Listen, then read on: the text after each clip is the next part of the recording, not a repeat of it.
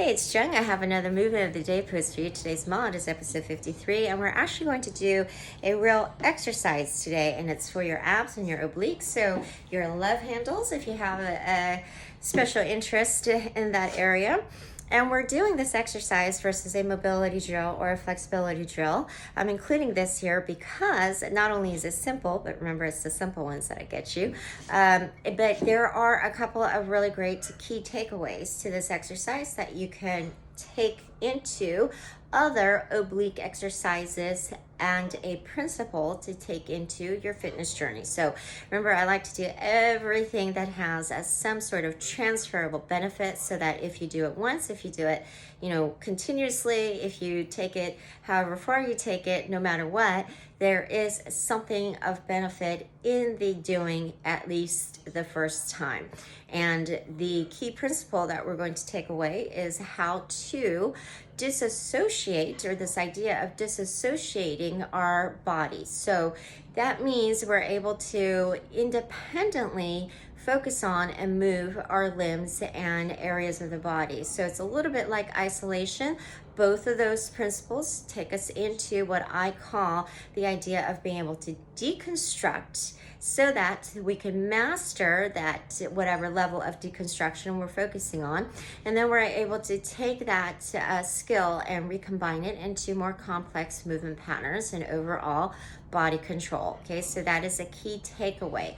The other benefit to this is that we're going to be able to learn the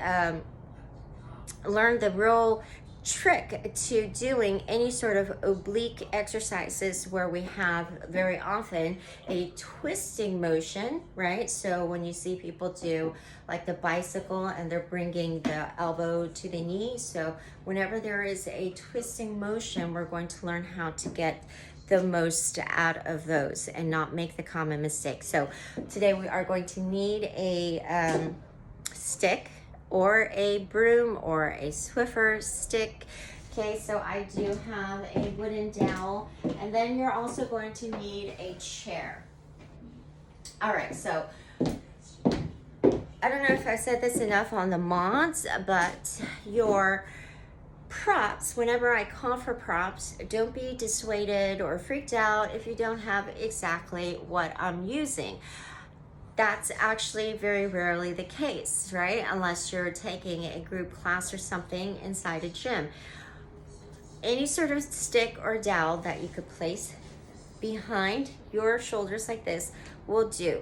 The chair is simply to be able to have our feet on the floor and sit on something where we could lean back a little bit. So the height doesn't matter so much as long as your feet reach the floor, and remember with the props, again, I don't know if I've said this enough on the mods as my other videos, but you will adjust the prop to your body, or your body to the prop, depending on, and we can always work around it as long as you understand what body part we're trying to work and how it's supposed to feel when it's engaged and being done correctly. The props, we will adjust our body against, or adjust the prop against our body. Okay, so first we're going to take this dowel or stick or whatever and place it across our shoulders. So basically we have something to hold on to keep our elbows fixed. That's the purpose of the dowel. Now, as we take a seat, and then before we start the rep, we just want to make sure that we're always engaged through the core. So suck the belly button in, and what we're going to do is simply twist. I told you it's a very simple exercise. So you'll lean back with the abs engaged and twist through the torso, while your lower body remains fixed. Okay, so you're just moving through the waist. You could think of it like that. And the further you lean back, and the further or the more you contract through the abs, you'll feel it more deep into your transverse abdominis. You may even get your serratus if you're leaning back far enough. Okay, that depends on your strength. As long as you're feeling it, as long as your quality reps are there, because remember, this is another one of those honor system exercises, right? It's kind of hard to see, you know, unless you're doing it topless, exactly how much you're engaging and how hard you're putting in your effort. So as long as you're doing quality reps, don't worry about the number of reps. So you don't want to just speed through this.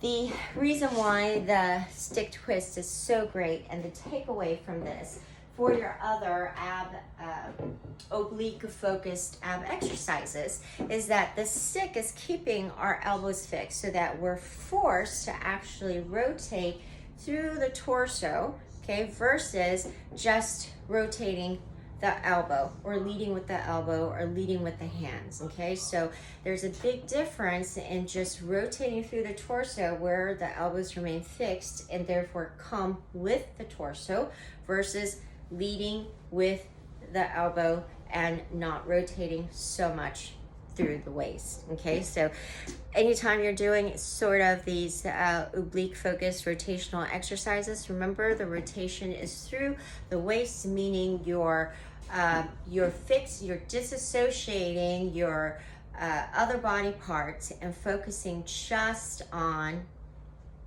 moving your torso through space, okay? Now, if you have a lot of ab strength and you want to make it a little bit harder, then you could use a weighted bar. So if you have, this one probably has a little bit of a weight, maybe 2 pounds, but if you want to actually use an exercise bar, now it doesn't have to be a loaded exercise bar, just an empty exercise bar.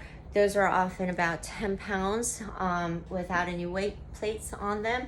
You're welcome to try that, okay? But I would say if you just do it with a stick, it would be plenty, okay? So that would be a great one to throw in as you're getting ready for lockdown to end and get ready for the summer. I like to give like a six month minimum lead in, you know, for the next for bikini season or whatever it is, beach season, summer weather. So let's get some of these reps in. Give it a go. Enjoy. This is Jen signing off, reminding you to start where you are, do what you can, use what you have, and move something.